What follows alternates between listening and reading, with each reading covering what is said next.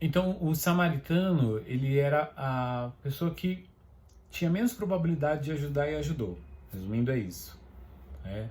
Então, quando a gente para pensar no nosso próximo, o nosso próximo não é só aquele que mora no nosso condomínio, não é só aquele que estuda na nossa escola, não é só aquele que está no nosso grupinho, que é da nossa família.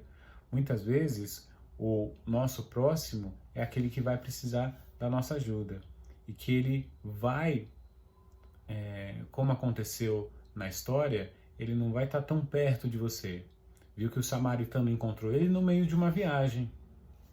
E ele não parou para pensar assim: poxa, se eu ajudar ele, vai me atrasar, eu vou perder meu compromisso. Não, ele viu que a pessoa estava com dificuldade, tinha sido roubada, estava quase morrendo, né? Então ele atendeu ali uns primeiros socorros, fazendo enfaixamento, naquele tempo costumava se fazer isso, colocar óleo, azeite nas feridas para ajudar a cicatrizar. Era um atendimento de primeiros socorros que tinha naquela época, né? E depois levou uma hospedaria para um lugar com mais, colocou ele na sua montaria, provavelmente uma carroça, um animal, levou ele para uma hospedaria, deixou ele lá, pediu para que cuidassem dele, né? E disse, ó, na volta da minha viagem, quando eu estiver voltando, eu acerto o resto. Tá aqui, tem dois tantos de dinheiro aqui. Viu que você vai precisar mais, vai cuidando dele. Quando eu voltar, eu acerto o resto. Né? Então isso que foi muito interessante, né, nessa parábola. E o que Jesus quer ensinar para gente? Né? Se fossem outras, a gente podia perguntar qual é a moral da história, né? Quando a gente vê aquelas histórias que querem ensinar coisa para gente, o pessoal diz, qual é a moral da história? O que você entendeu? E o que Jesus quer ensinar para gente? Né? Que ele fala no final, né? Que o doutor da lei que perguntou para Jesus sobre a história, o que Jesus falou? Falou, vai e faz o mesmo que o samaritano. Fazer o mesmo que? Ajudar quem precisa, ajudar quem é necessitado. Então o seu próximo é aquele que precisa, né? Independente se é da mesma religião ou não, independente se é do mesmo condomínio ou não, da mesma escola ou não, se gosta ou não. Se precisa de ajuda e ele está perto de você, então ele é seu próximo. Então vai e ajuda. Né? Assim, falando desta forma, através de histórias, ele vai fazendo essa comparação. Então, por que ele falou do samaritano? Porque eram pessoas de lugares, de religiões diferentes, dos doutores da lei e dos levitas.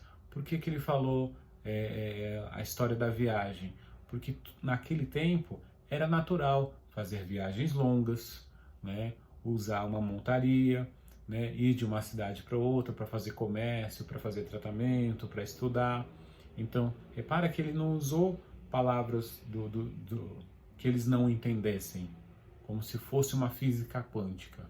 Ele falou assim: olha, se eu tivesse um viajante e um viajante encontrou uma pessoa que foi assaltada, e essa pessoa que foi assaltada, ela não é da mesma religião do viajante, ela não é da mesma classe social do viajante, ela não é e passou um e não ajudou. Passou um que poderia ajudar e não ajudou. Passou dois que poderia ajudar, não ajudou. O terceiro, que era o menos provável que fosse ajudar, esse ajudou. Por quê? Porque ele tinha mais coisas diferentes do que estava doente. Então, vai e faz o mesmo. Ajuda aquele que precisa, independentemente das diferenças que vocês tenham. Dá para entender essa parte? Então, as parábolas são isso, né? Quando Jesus pega uma história, né, faz uma comparação com aquilo que ele quer explicar e usa palavras que as pessoas possam entender, né? Então, se fosse física, se fosse ali normal, física quântica para todo mundo, ele daria um exemplo de física quântica. Não era física quântica naquele local. Não era uma cidade praiana, uma cidade com praia naquele local.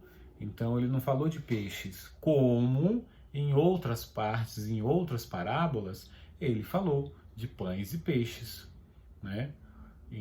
porque era do cotidiano deles, né? E assim por diante.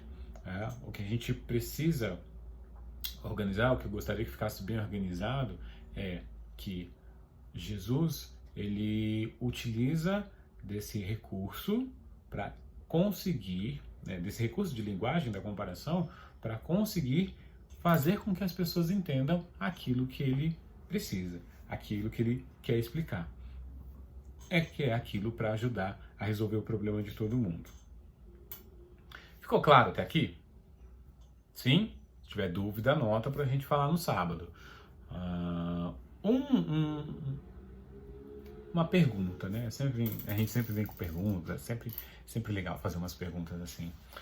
Onde será que hoje a gente escuta histórias, né? A gente encontra Jesus contando histórias assim como ele contou para esse cara que queria pegar ele. Na verdade, o cara estava na malandragem, ele queria saber, mas queria pegar Jesus na curva ali, foi fazendo umas perguntas meio maliciosas para ele. Mas Jesus saiu bem. E onde hoje a gente mais escuta falar, né, histórias de Jesus parecida com essas parábolas? Na missa, claro, na missa. Na missa, se você prestar bem atenção, né, a gente tem o padre, né, que ele representa Cristo, que ele representa não como não é uma representação, não é um fantoche, ele não está fingindo que ele é. Na hora que ele proclama o Evangelho, ele está em persona Christi, então Cristo fala através dele naquele momento, tá? Então, a gente escuta Jesus contando histórias quando ele lê o Evangelho, quando a gente celebra a Santa Missa dominicalmente, né? Quando a gente celebra a Santa Missa, todas as missas, que a gente vai a específica no domingo. Então, o que a gente consegue fazer agora, é até interessante, explicar um pouquinho sobre a missa, sobre a estrutura da missa, que a missa ela é dividida em duas partes principais. A primeira dela é a preparação para a gente ouvir essa história, para a gente ouvir essa palavra, porque Cristo é vivo também em suas palavras. Por isso que ele é o Verbo encarnado, porque a palavra é viva, é atual. Então, quando a gente chegar à missa, e aí eu vou falar um pouquinho de missa hoje, depois eu falo um pouquinho de missa outro dia, e aí a gente vai ter um encontro que a gente vai falar só sobre missa. Mas como esse encontro que a gente vai falar só sobre missa, ele tá mais pro finalzinho, então a gente consegue antecipar uma parte agora, fala uma parte depois, que tem a ver com as histórias, que tem a ver com as parábolas, vai antecipar uma parte depois a gente, só no encontro da missa, a gente só revê, tá? Então, a missa, a primeira parte da missa, ela é conhecida como a mesa da palavra. Por que a mesa da palavra? O que é a palavra? Porque é uma preparação para a gente celebrar, né, a segunda parte, né, a celebração. Então, a celebração ela tem as duas partes, uma que é voltada especificamente para a palavra, para esse alimento, essa palavra que é o alimento da alma, né, e outra para a Eucaristia, que é o alimento físico, que é o Cristo vivo que nos dá energia.